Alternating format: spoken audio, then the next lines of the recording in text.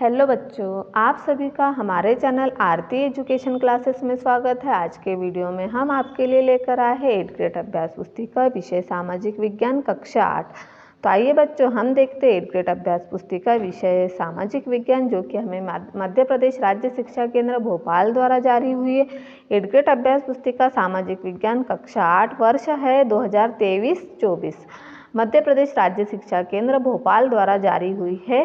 तो यहाँ पर देखेंगे बच्चों, पिछले वीडियो में हम लेकर आए थे पार्ट 1 प्रारंभिक कथन कैसे, कब और कहाँ। इस वीडियो में हम लेकर आए हैं पार्ट 2 व्यापार से साम्राज्य तक कंपनी की सत्ता स्थापित होती है। तो यहाँ पर हम लेकर आए हैं पार्ट 2 व्यापार से साम्राज्य तक कंपनी की सत्ता स्थापित होती है। तो देखिए अध्याय 2 यहाँ नाम दिया हुआ, अध्याय 2 का व्यापार से साम्राज्य तक कंपनी की सत्ता स्थापित होती है। तो यहाँ पर हम सबसे पहले देखेंगे ईस्ट इंडिया कंपनी के शुरुआती व्यापारियों को किस नाम से जाना जाता था। तो फैक्टर, दीवान, नवाब और सौदागर। तो ईस्ट इंडिया कंपनी के शुरुआती व्यापारियों को फैक्टर के नाम से जाना जाता था। किस नाम से जाना जाता था? फैक्टर।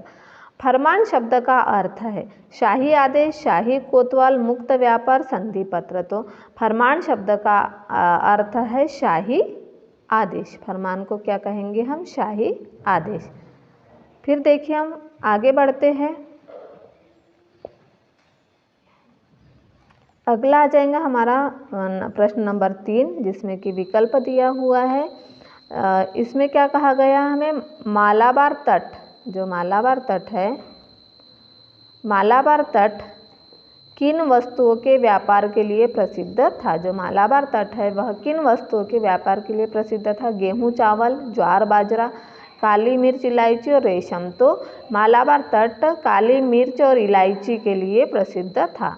प्रारंभिक ब्रिटिश शासनकाल में प्रशासकीय इकाइयों को किस नाम से जाना जाता था? फैक्ट्री, प्रेसिडेंसी, कोर्ट और रेगुलेटरी। तो प्रारंभिक ब्रिटिश शासनकाल में प्रशासकीय इकाइयों को प्रेसिडेंसी के नाम से जाना जाता था। आइए हम आगे बढ़ते इसी क्रम में। प्रश्न नंबर 5। प्रश्न नंबर 5 में क्या दिया हुआ है? किस पुर्तगाली यात्री द्वारा भारत तक पहुंचने के लिए समुद्री मार्ग का पता लगाया था? तो वास्को द गामा पुर्तगाली यात्री द्वारा 1498 में भारत तक पहुंचने के लिए समुद्री मार्ग का पता लगाया था। जो पुर्तगाली था, कौन था? Vasco the gamma. पुर्तगाली यात्री द्वारा 1498 में भारत तक पहुंचने के लिए समुद्री मार्ग का पता लगाया था। किसने? वास्को दी गामा ने। फिर अगला प्रश्न है हमारा प्रश्न नंबर 6। इजाज़तनामे का क्या आशय है, जिसे कि हम इजाज़तनामा कहते हैं? क्या कहते हैं? इजाज़तनामा। हमें इतिहास के पाठ 2 में दिया हुआ है इजाज़तनामा। तो इजाज़तनामे का आशय क्या है? अब इजाज़तनामे का आशय देखिए। इजाज़तनामे का मतलब यह था कि इंग्लैंड की कोई और व्यापारिक कंपनी इजाज़तनामे में बताए गए इलाके में ईस्ट इंडिया कंपनी से होड़ नहीं कर सकती थी। उसे क्या कहेंगे हम? इजाज़तनामे का आशय क्या था कि इंग्लैंड की कोई और व्यापारिक कंपनी इजाज़तनामे में बताए गए इलाके में ईस्ट इंडिया कंपनी से होड़ नहीं कर सकती थी। उसके बाद अगला है हमारा बक्सर के युद्ध के क्या परिणाम हुए थे? तो बक्सर का युद्ध सबसे महत्वपूर्ण परिणाम भारत की सर्वोच्च शक्ति सम्राट शाह आलम, उसका नवाब वजीर व बंगाल का नवाब संयुक्त रूप से पराजित हुए। जो बक्सर के युद्ध का परिणाम क्या हुआ? बक्सर के युद्ध का सबसे महत्वपूर्ण परिणाम भारत की सर्वोच्च शक्ति सम्राट शाह आलम, कौन था? सम्राट शाह आलम, उसका नवाब वजीर वो बंगाल का नवाब संयुक्त रूप से दोनों क्या हुए? पराजित हुए। युद्ध में सम्राट के हारने से कंपनी की शक्ति और प्रभुत्व को जनता को स्वीकार करना पड़ा, जिससे भारतीय शक्तियों की प्रतिष्ठा का पतन हो गया। जिससे क्या हुआ? भारतीय शक्तियों की प्रतिष्ठा का पतन हो गया। फिर है पानीपत की तीसरी लड़ाई क्यों महत्वपूर्ण है? तो पानीपत की तीसरी लड़ाई 1761 में अफगान आक्रमणकारी अहमद शाह अब्दाली और पुणे के सदाशिवराव भाऊ पेशवा के बीच लड़ी गई थी, जिसमें मराठों की हार हुई। पानीपत की लड़ाई में क्या हुआ? मराठों की हार हुई। यह मराठों की सबसे बुरी हार थी। इस युद्ध ने भारत में अंग्रेज की विजय के रास्ते खोल दिए थे। इस युद्ध के बाद क्या हुआ, भारत में अंग्रेजों की विजय के रास्ते खोल दिए थे। उसके बाद हमारा अगला प्रश्न है प्रश्न नंबर 9। देखिए यहाँ प्रश्न नंबर 9 में क्या दिया हुआ है, यूरोप के बाजारों में भारत की किन वस्तुओं की मांग अधिक थी। तो यूरोप के बाजारों में भारत में बने बारीक सूती कपड़े और रेशम की जबरदस्त मांग थी। यूरोप के बाजारों में भारत में बने बारीक सूती कपड़े, क्या था, बारीक सूती कपड़े और रेशम की जबरदस्त मांग थी। इनके अलावा काली मिर्च, लौंग, इलायची और दालचीनी की भी मांग थी। इनके अलावा क्या थे, काली मिर्च, लौंग, इलायची और दालचीनी की भी क्या थी, मांग थी। फिर प्रश्न नंबर 10, सहायक संधि की शर्तें क्या थी। सहायक संधि की शर्तें क्या थी, भारतीय शासकों को अपनी स्वतंत्र सेना रखने की इजाज़त नहीं होगी। भारतीय शासकों को अपनी स्वतंत्र सेना रखने की इजाज़त नहीं होगी। देशी रियासत कंपनी की अनुमति के बिना किसी अन्य राज्य से युद्ध, संधि या मैत्री नहीं कर सकेगा।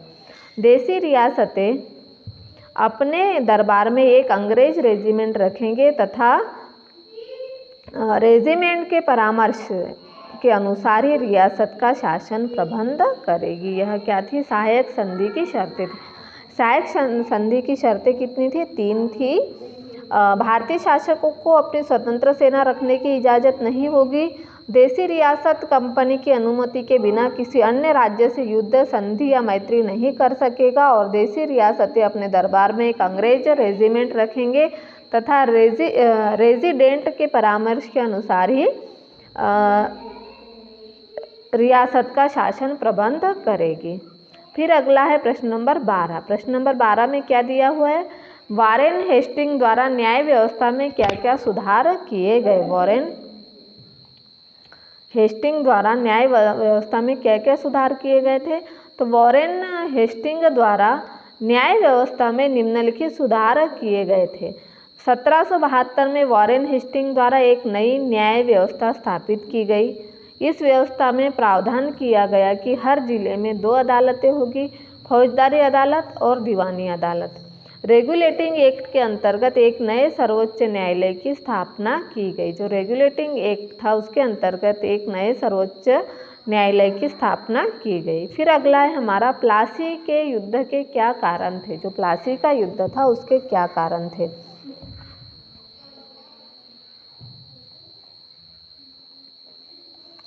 प्लासी के युद्ध निम्नलिखित कारण थे युद्ध के। देखिए 1756 में अलीवर्दी खान की मृत्यु के बाद सिराजुद्दौला बंगाल के नवाब बने। कंपनी की सिराजुद्दौला की ताकत से काफ़ी भय था। क्योंकि वह कंपनी को व्यापारिक रियासतों तथा अन्य सुविधाएं भी आसानी से प्रदान कर सकते थे। नवाब ने कासिम बाजार में स्थित इंग्लिश फैक्ट्री पर हमला बोल दिया। नवाब ने क्या हुआ, कासिम बाजार में स्थित इंग्लिश फैक्ट्री पर हमला बोल दिया। यह प्लासी के युद्ध के कारण थे। फिर अगला प्रश्न है प्रश्न नंबर 13, यूरोपीय व्यापारिक कंपनियों में प्रतिस्पर्धा के क्या कारण थे। तो यूरोपीय व्यापारिक कंपनियों में प्रतिस्पर्धा के प्रमुख निम्नलिखित कारण थे। सभी व्यापारिक कंपनियां एक जैसी वस्तुएं खरीदना चाहती थी। जो व्यापारिक कंपनियां थी वह क्या है, एक जैसे वस्तुएं खरीदना चाहती थी।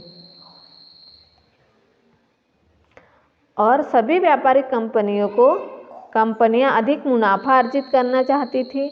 बाजारों पर कब्जे की होड़ में व्यापारिक कंपनियों के बीच आपस में लड़ाइयाँ शुरू हो गई। तो इस तरह से प्रश्न नंबर 13 का उत्तर है। अब हम देखते हैं प्रश्न नंबर 14। प्रश्न नंबर 14 में क्या दिया हुआ है, लॉर्ड डलहौजी की विलय नीति क्या थी तथा इस नीति को किन भारतीय राज्यों को अपने नियंत्रण में लिया था। तो लॉर्ड डलहौजी की विलय नीति इस तर्क पर आधारित थी कि अगर किसी शासक की मृत्यु हो जाती है और उसका कोई पुरुष वारिस नहीं है तो उसकी रियासत हड़प कर ली जाएगी, यानी कंपनी के भूभाग का हिस्सा बन जाएगी। इस नीति से सतारा, संबलपुर, उदयपुर, नागपुर, झांसी, अवध इत्यादि भारतीय राज्यों को अपने नियंत्रण में ले लिया गया था। यह थी लॉर्ड डलहौजी की हड़प नीति, जिसे विलय नीति भी कहा जाता है। तो इस तरह से हमने प्रश्न नंबर 14 तक के आपको पार्ट 2 के प्रश्न उत्तर लिखकर बताए हैं। आप इसे आपकी एडगेट अभ्यास पुस्तिका जो नई आई है 17/2023-24 की, उसमें पूर्ण कर लीजिए। अध्याय 2 था व्यापार से साम्राज्य तक कंपनी की सत्ता स्थापित होती है। अब हम अगले वीडियो में लेकर आएंगे अध्याय 3 ग्रामीण क्षेत्र पर शासन चलाना। अध्याय 3 क्या है? ग्रामीण क्षेत्र पर शासन चलाना। तो अगले वीडियो में हम लेकर आएंगे ग्रामीण क्षेत्र पर शासन चलाना। तो इस तरह से यदि आप हमारे चैनल पर नए हो और आपको हमारे वीडियो अच्छे लगते हैं तो हमारे चैनल को सब्सक्राइब ज़रूर कर लीजिए और बेल आइकन को प्रेस करना ना भूलिए, ताकि आपको हमारे आने वाले वीडियो के नोटिफिकेशन मिलते रहेंगे।